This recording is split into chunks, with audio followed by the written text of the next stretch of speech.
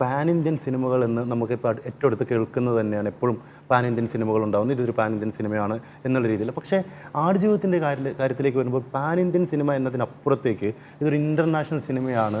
അതിൻ്റെ ഫ്രെയിമുകൾ അങ്ങനെയാണ്, അതിൻ്റെ അഭിനയ രീതി അങ്ങനെയാണ്, അല്ലെങ്കിൽ അത് എത്തിപ്പെടുന്നത് അത്ര വലിയൊരു ഇടങ്ങളിലേക്കാണ് എന്നുള്ളതാണ് എല്ലാവരും പറയുന്നൊരു കാര്യം. അതുപോലെ തന്നെ AR റഹ്മാൻ ഇതിൻ്റെ ഭാഗമാകുന്നു. ഏറ്റവും മികച്ച അല്ലെങ്കിൽ ഏറ്റവും കൂടുതൽ ആൾക്കാർ വായിച്ചൊരു പുസ്തകത്തിൻ്റെ സിനിമയാണ്. ഇത്തരം കാര്യങ്ങളൊക്കെ നിലനിൽക്കുന്നുണ്ട്.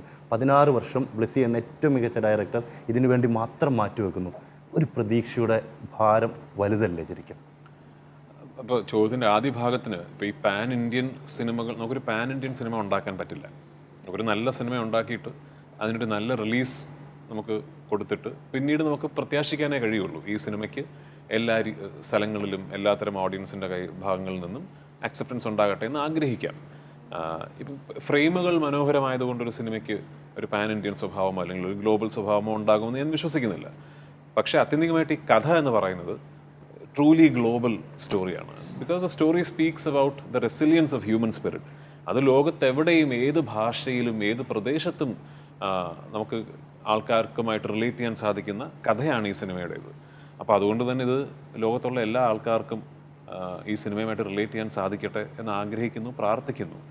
പിന്നെ ഇതിൻ്റെ ഒരു പ്രതീക്ഷയുടെ ഭാരം എന്ന് പറയുന്നത് എനിക്ക് തോന്നുന്നു സത്യത്തിൽ മറ്റ് സിനിമകളെ അപേക്ഷിച്ച് കുറച്ചെങ്കിലും ലിബർട്ടി ഈ സിനിമയ്ക്ക് ഉണ്ടെന്നാണ് ഞാൻ വിശ്വസിക്കുന്നത്. കാരണം കുറഞ്ഞ പക്ഷം മലയാളികൾക്കെങ്കിലും എത്തരത്തിലുള്ള സിനിമയായിരിക്കും അല്ലെങ്കിൽ എന്താണ് ഇതിൻ്റെ കഥ എന്നുള്ളതിനെക്കുറിച്ച് കുറച്ചൊക്കെ ഒരു ധാരണ ഉണ്ടാകും. അതുകൊണ്ട് ട്രൂലി ഒരു ഇഗ്നറൻ്റ് ആയിട്ടുള്ളൊരു ഒരു ഒരു ഫിലിം ഓഡിയൻസിൻ്റെ ഫ്രണ്ടിലേക്കല്ല ഈ സിനിമ ചെന്ന് എത്തിപ്പെടുന്നത്. ഓഫ് കോഴ്സ് മറ്റ് സംസ്ഥാനങ്ങളിൽ മറ്റ് സ്ഥലങ്ങളിൽ ഈ സിനിമയെക്കുറിച്ചുള്ളൊരു ധാരണ ഉണ്ടാക്കുക എന്നുള്ളൊരു ചുമതല ഞങ്ങളുടേത് കൂടിയാണ്. അപ്പോൾ അതുകൊണ്ടാണ് എല്ലാ സിറ്റീസിലും പോയി മീഡിയ എടുത്ത് സംസാരിക്കുന്നതൊക്കെ. പക്ഷേ ഈ സിനിമയുടെ ഇതുവരെ പുറത്തു വന്നിട്ടുള്ള ടീസറാണെങ്കിലും ആദ്യം ലീക്ക് ചെയ്യപ്പെട്ട ഒരു 3 മിനിറ്റ് ഒരു ബിസിനസ് റീലാണെങ്കിലും ഇപ്പോൾ വന്ന പാട്ടാണെങ്കിലും ഒക്കെ തന്നെ ഈ സിനിമ എത്തരത്തിലാണ് ചിത്രീകരിക്കപ്പെട്ടിരിക്കുന്നത് എന്നുള്ളതിനെക്കുറിച്ചും ഇതെങ്ങനത്തെ സിനിമയാണെന്നുള്ളതിനെക്കുറിച്ചുമൊക്കെ വളരെ സത്യസന്ധമായ ഒരു ഔട്ട്ലുക്ക് കൊടുക്കുന്ന മെറ്റീരിയൽസ് തന്നെയാണ്. അപ്പോൾ അതുകൊണ്ട് തന്നെ എനിക്ക് അങ്ങനെ ഒരു വലിയ പ്രഷർ എനിക്ക് ഫീൽ ചെയ്യുന്നില്ല.